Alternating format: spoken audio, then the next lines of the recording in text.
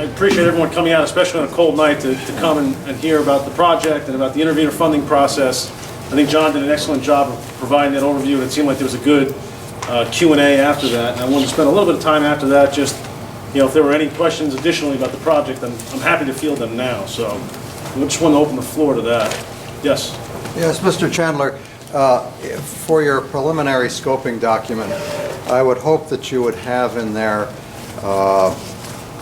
what you, first of all, I appreciate what the town did yesterday in presenting you with some of the items that they wanted to see addressed in the preliminary scoping document.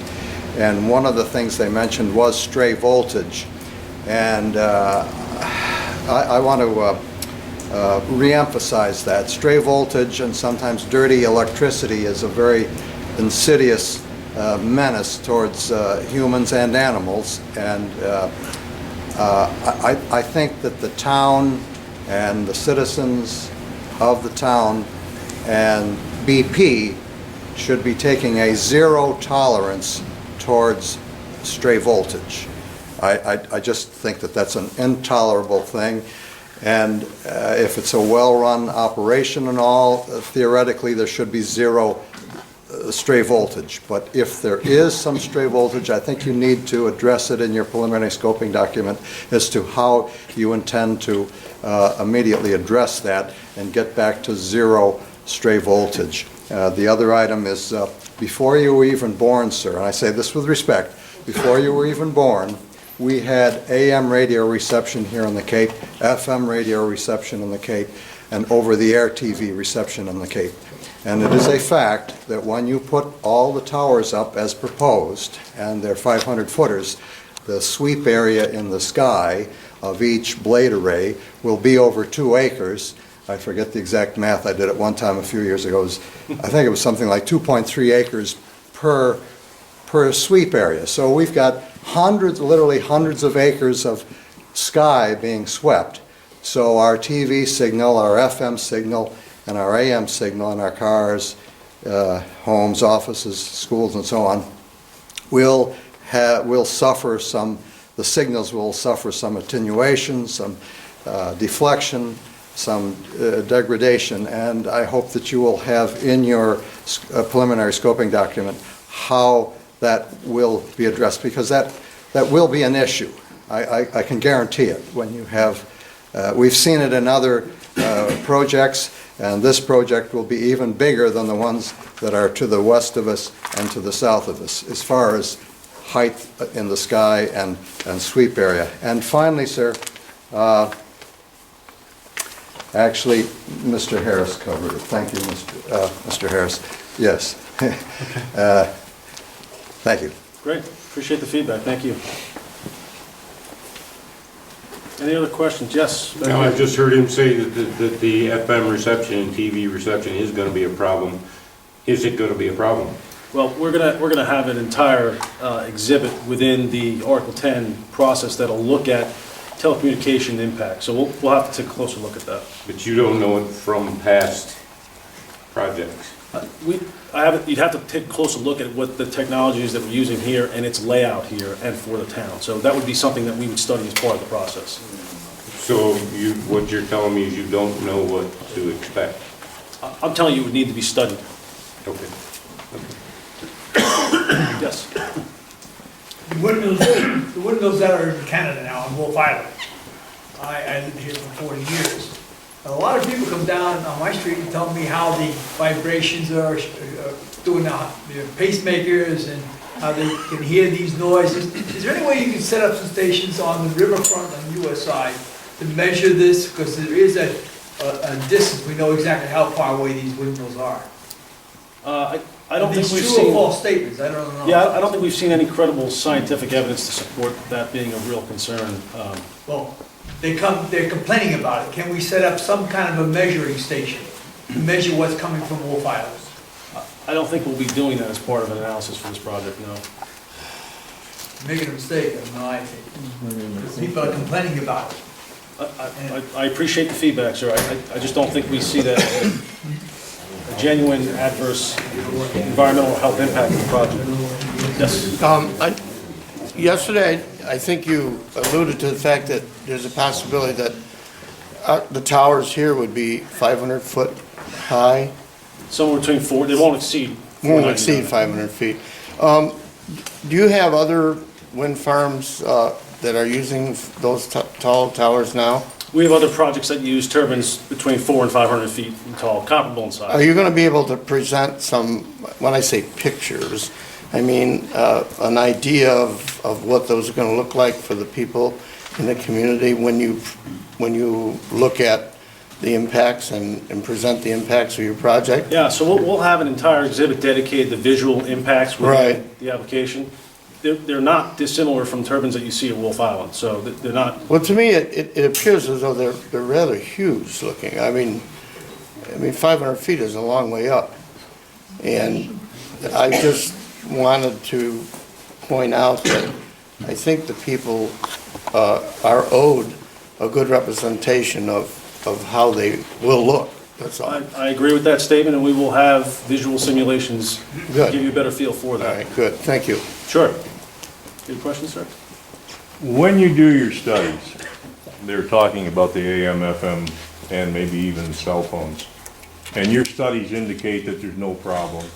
And if the project goes, and all of a sudden there is a problem, because there was a flaw in the study, something was overlooked, or for whatever reason, how do you mitigate that? How do you solve it? I mean, they're gonna be there, We'd have to, and now we got a problem. yeah, I mean, it's hard to answer what we would do if something were to happen. Has it ever happened? Not to your my knowledge? knowledge, but Okay. It's in my contract that if anything like that ever happens, they will take care of it. The people I know up in Lowville that had problems, they came in and took care of all the problems. okay, that may be, that was right there. That's fine. Any other questions? Yes. Feedback? Yes. It says on the notice of availability of the funding, an ad will be published by the applicant, and it says a notice issued by the presiding examiner. How can we expect to see these notices? Will they be in the legal notices in the paper? Will the municipalities be contacted? How would we find out? Does it specify?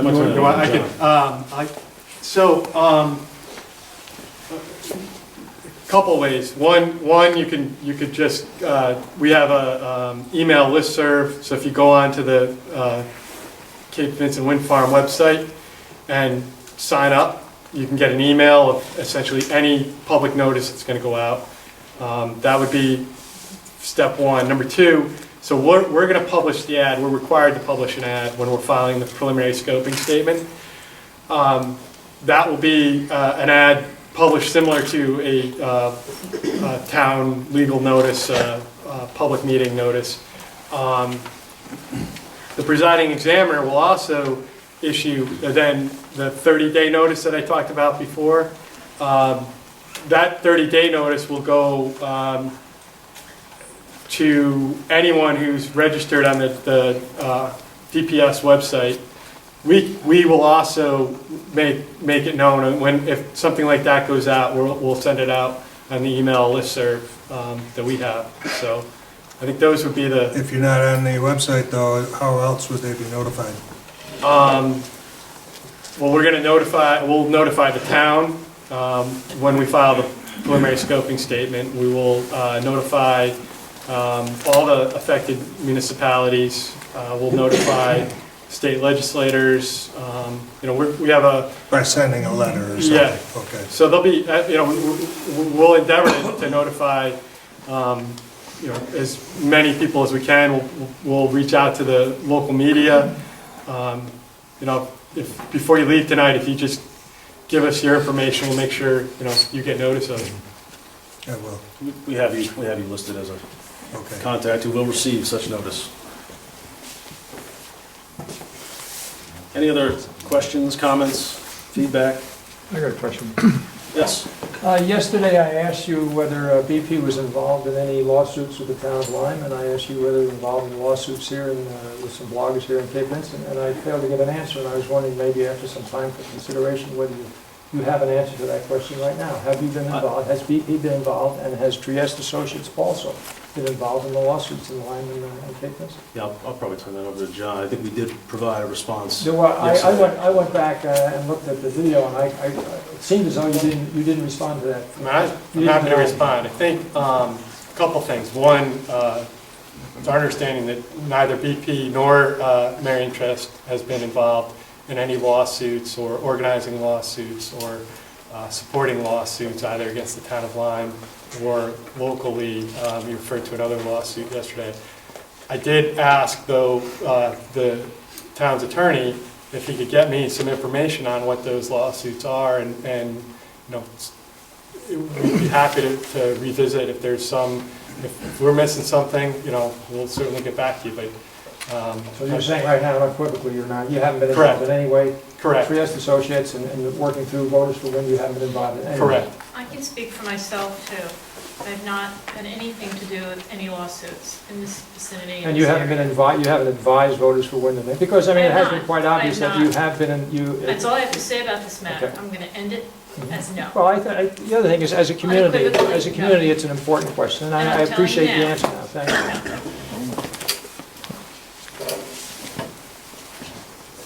Any other questions? Carl? Richard, probably Yes. this is more for John there. The money coming in from the state there, is that tax exempt grant type of thing, or? No, this is money that actually the applicant has to pay as part of an applicant. Okay. And so with the filing of the preliminary scoping statement, BP will write a check for you know, close to $100,000. And with the filing of the application, again, you know, they're going to submit the application with a check. So The intervenor is going to have to be responsible for paying taxes on that, because that's income. I don't believe it's, I'm not going to give you the tax advice, but it's possible.